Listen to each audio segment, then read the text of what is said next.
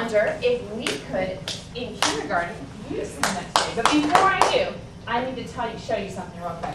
Here is our soft voice, right? And we spell. Thank you for asking. Just a minute. Okay, we spell soft S-O-F-T. Soft. So now we can take our picture away. And we have soft. Would you sing doggy, doggy in your soft voice? Doggy, doggy.